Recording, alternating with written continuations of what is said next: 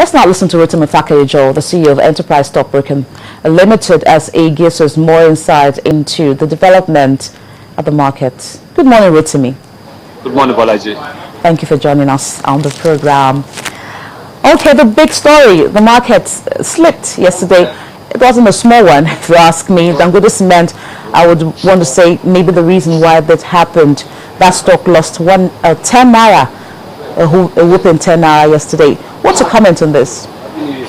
Well, I think that is really nothing to worry about because this same stock, the day before yesterday, we saw it gain as much as 11 naira.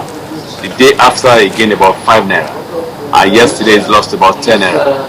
And I think the kind of impact that this stock has on the market is as much as 29%. That is, when you put down the total market capitalization, Dangote Cement alone is about 29%. So if there is any substantial loss or gain in that particular stock, then definitely we're going to see the devastating effect.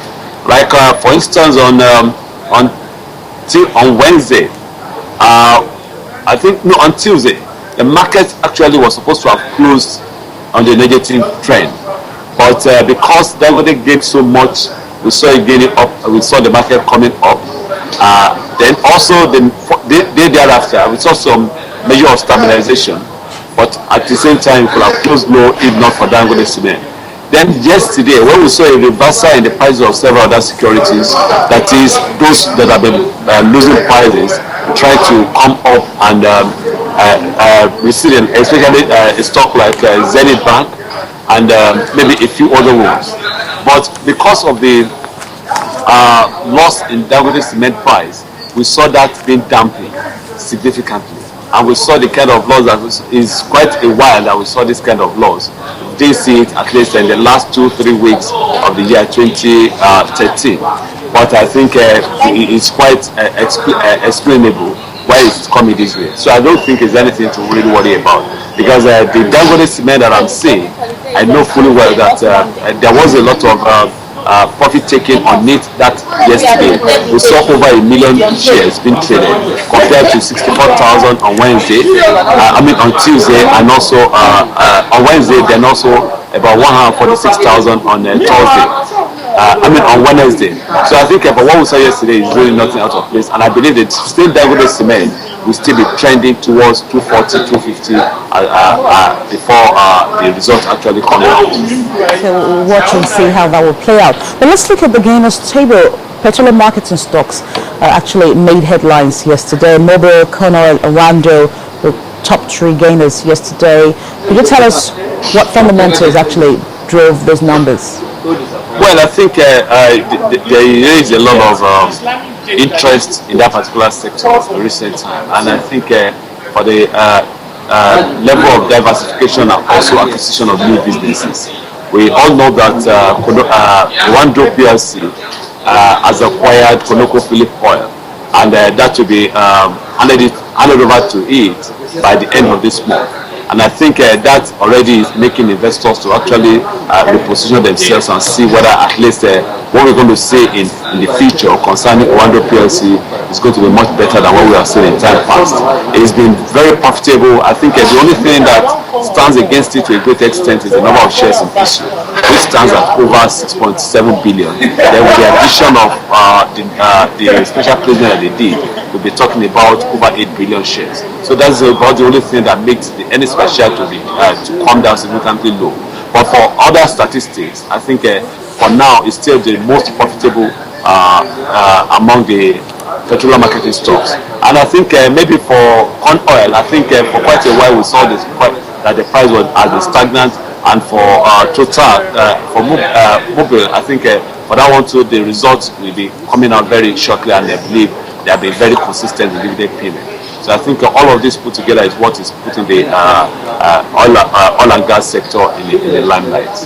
Now, towards the end of last year, we saw the inclusion of some of these stocks that are quoted on the market on the analyst 30 index, Forte Oil and Transcorp Nigeria, but we've not seen much performance from these stocks since the beginning of the year.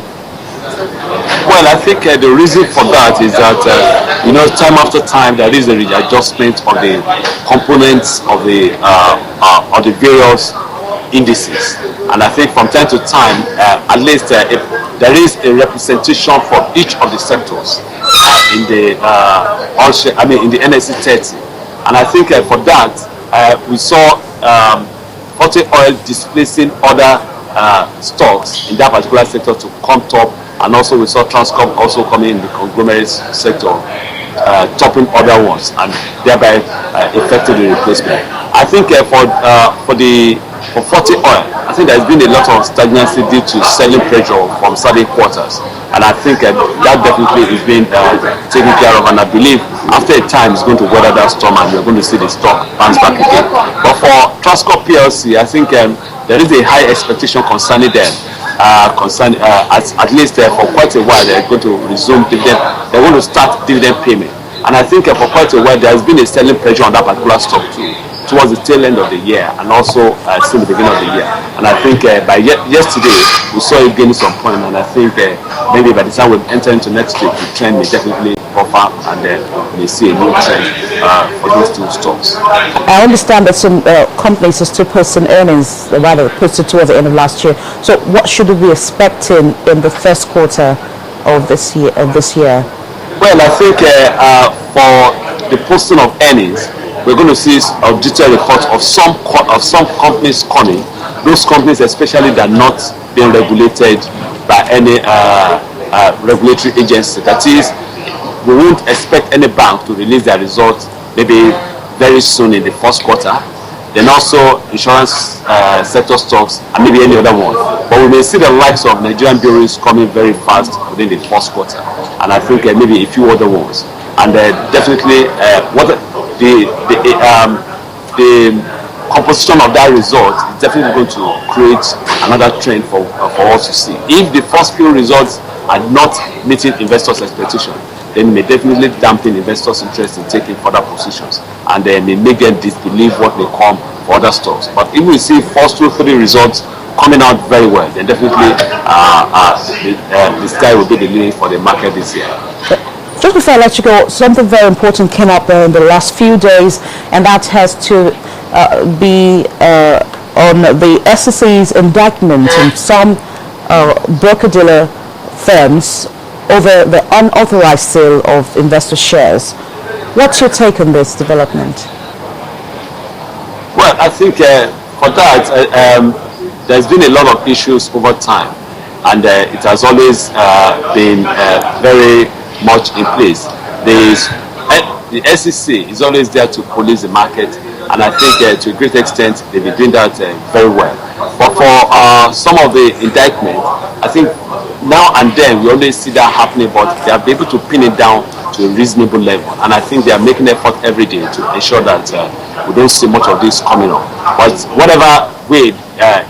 whenever time it happens, they always try to nip it in the bud and make sure that investors do not suffer a loss. And I think they've really come up in recent time to really do a lot of good work concerning policing the market and ensuring that everybody, the rules and regulations are strictly enforced.